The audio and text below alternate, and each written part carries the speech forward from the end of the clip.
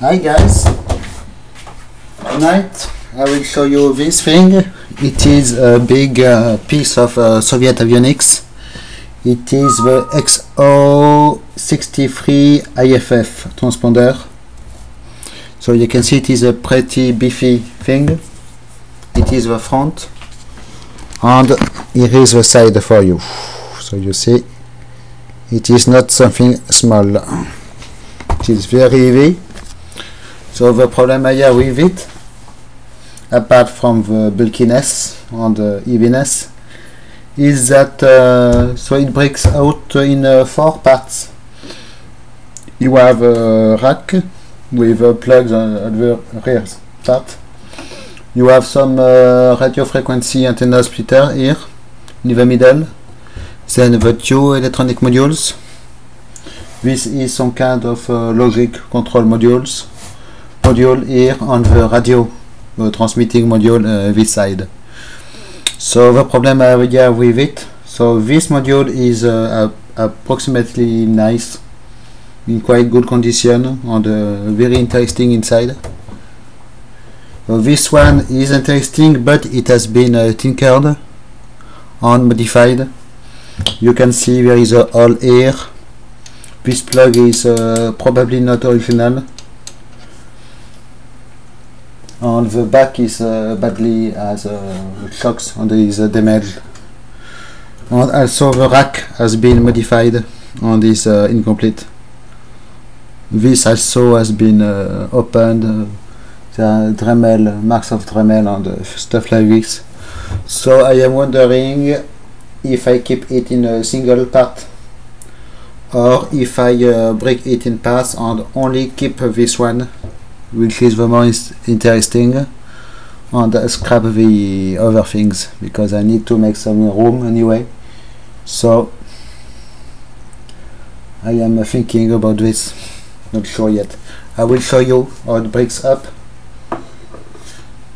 So this is the logic controller. So it is some kind of W01 as a reference. I'll try to it. Not easy, in fact. Here we are. So here is the bottom side for it. I will move the camera later. So here you have bottom side, rear side with the 2 connectors.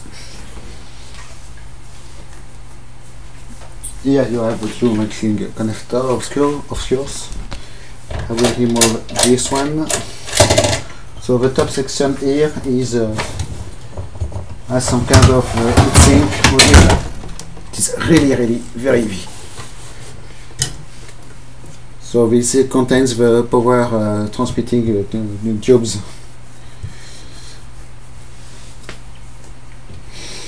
Maybe in fact I can open it for you. I will do it later.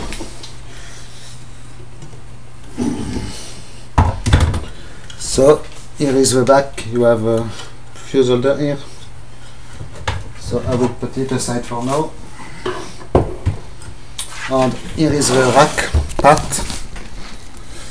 So you have here in the middle the high frequency thing with coax at the rear side. The rack has his shop soldering mounts. And inside you have some airflow things because there is a fan inside. So it is here on the bottom. You can see the fan here on the back with air guides to bring air into the modules. And the air passes through the modules to cool them. Here is the rear side of the rack with all the plugs. You can see there is a bunch of them. This thing here is modified and incomplete, it seems.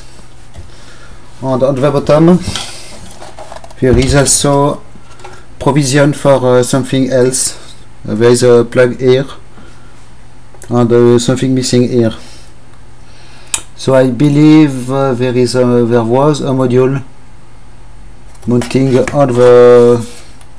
all across here until the front, but I have not got this part. So here you have the shop absorbers with a nice piece here. So the back side, there is some neat wiring inside, and in fact it is very real quick to open it, so I can do it for you. And after it I will show you the high frequency stuff, the emitter part, because it is faster to open. So inside of this, here you have all the nice wirings, some relays on the auxiliary stuff. This is the motor for the fan with shielding and filters. You can see the really neat wires with hand lacing, which is really quite cool. So in fact it is very annoying because it is a great great device, but it is not in so good condition. So do I keep it? Do I not keep it? It is really hard decision to make. I have it in several years, and there is quite a time I am thinking about what to do with it, and I cannot get a decision.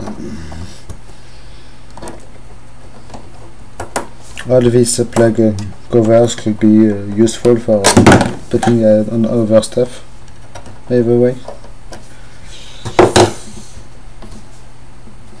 So anyway, if I scrap it, I will keep most of interesting parts, but it is otherwise the same. You need to stock them somewhere. So now we will open this emitter part. As you can see, my hand is quite okay. Now I can use it quite normally. It is cool. Quite happy with it. Still have my wound, but at least I can use my hand.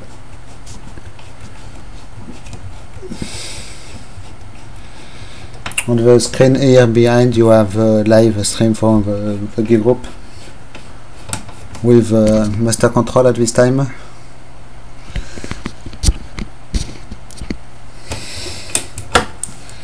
The other screen is the IRC as usually.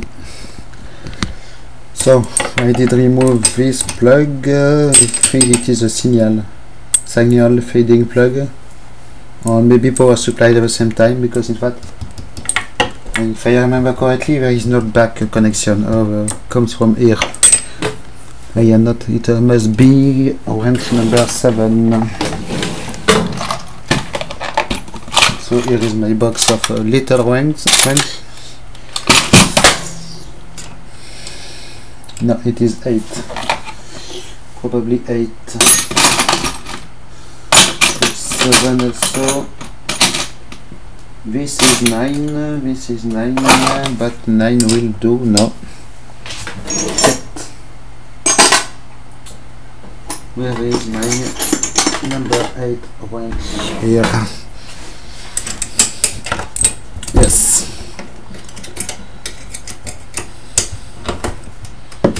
So the screws are very fast to remove since you unlock them.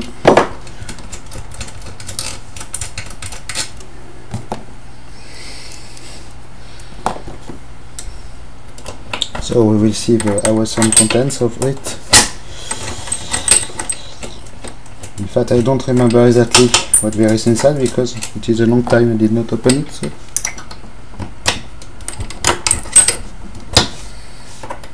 I remember about 2 red things.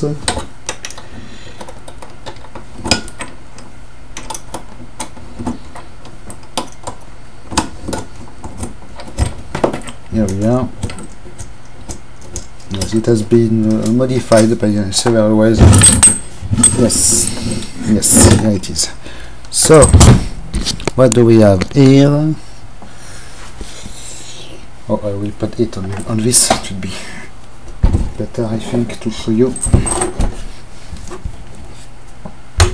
Okay, so we have here some kind of mechanic tile tuning unit.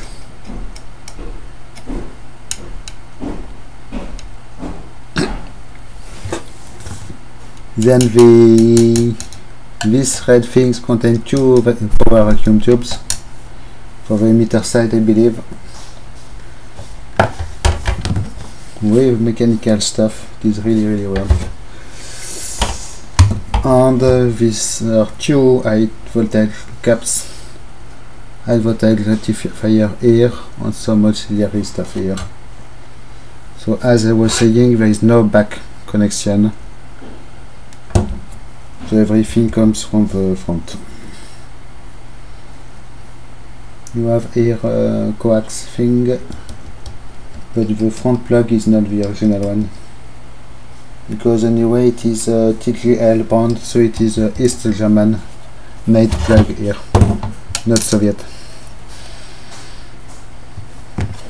So here we have all these nice mechanical parts. You can see all the mountings here are in brass parts. Nice motor with a clock.